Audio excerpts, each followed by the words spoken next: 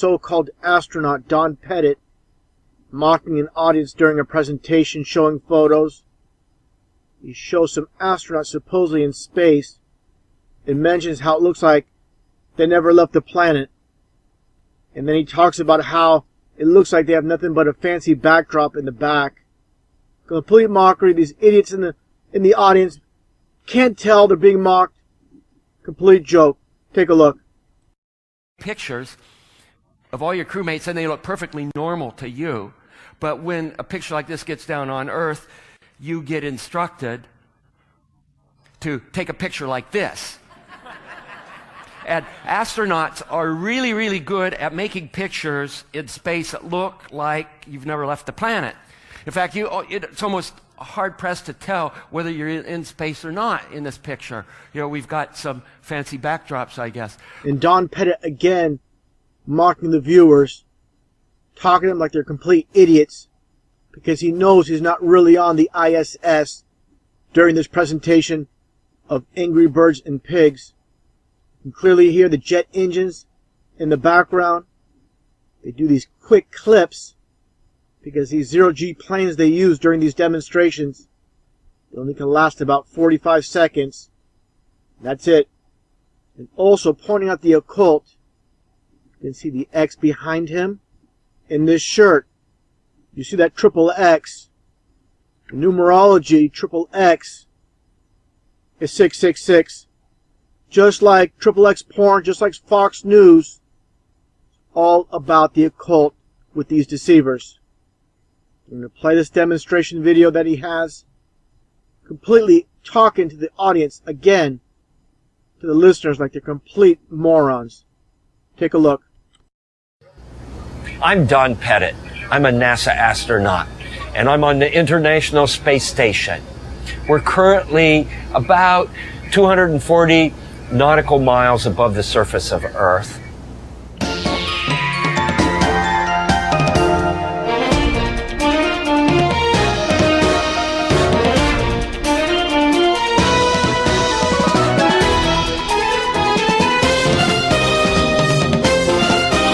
Space Station is a serious place.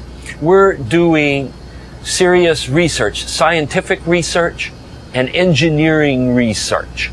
We have a regenerative life support system, which is a fancy way of saying that we've got a toilet that you use and then a machine that goes chugga, chugga, chugga, chugga, chug, and then you go to the galley and you make yourself a cup of coffee. And that's exactly what you are thinking it is. And this is the kind of engineering research that we're doing on Space Station. It's needed so that when we go to Mars, we won't run out of water. And of course, not only would you have angry birds if you ran out of water, you'd have angry human beings too.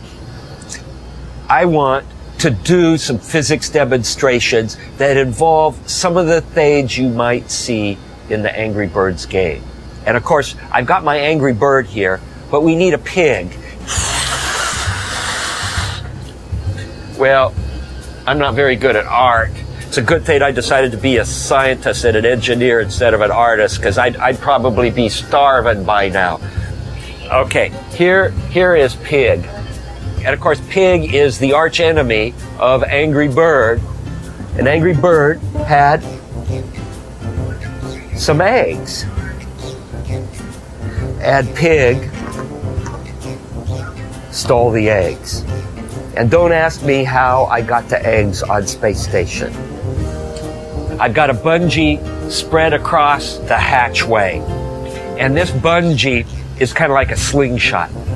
And I'm going to show the trajectory that Redbird is going to have when I fire him with this orbital slingshot. Launching Redbird into space. Well, hey, we're already into space. Whoa, look at that. Whoa, all the way down. That's an example of a trajectory. It's a straight line from our perspective here. Gravity will attract an object if it's moving in a straight line, and it will no longer move in a straight line. It gets bent and it goes in a curved trajectory. And guess what? Astronauts have to worry about these things, because if you're in a rocket and say you're trying to get from one orbit and rendezvous a space station, you end up going in curved trajectories And you need to know how to fire your rocket engines so that you can go from where you are to where you want to be. And if you understand the math, if you understand the physics, it will allow you to go out and get a neat job. A job sort of like mine, where you're an astronaut and you can fly in space. Learn about these subjects in school. You can also learn about these subjects while you're playing games. What happens when something like an angry bird gets their eggs stolen by pig? This is all that's left of pig after pig got exploded. And we got to see all of this in a weightless environment, which is what the Angry Bird space game is going to be like, with gravity fields from planetary bodies. Now let's take a look at this article on NASA's official website by Don Pettit. This guy should be titled Head of Mockery with NASA. Give me a break. This guy is a complete joke. Let's take a look at the very bottom of this article with a reference to the flat Earth. Go to the very bottom. A bunch of gibberish, a bunch of non-stop garbage, a bunch of equations that do not add up. Now, at the very bottom here, the very last part, the most important, he says, the need for new places to live and resources to use will eventually beckon humanity off this planet. Having access to space removes the lid from the Petri dish of Earth. And we all know what eventually happens if the lid is not removed. And of course, with the Petri dish, as you can see here, basically the flat Earth with the dome model. Same thing, again, Head of Mockery, Donald Pettit of NASA.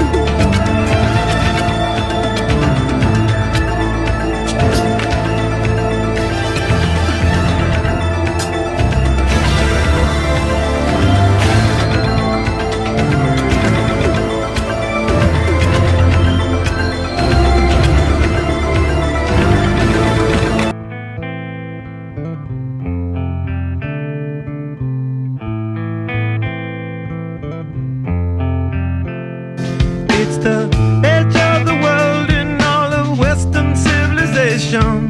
The sun may rise in the east, at least it's settled in a final location. It's understood that Hollywood sells Californication.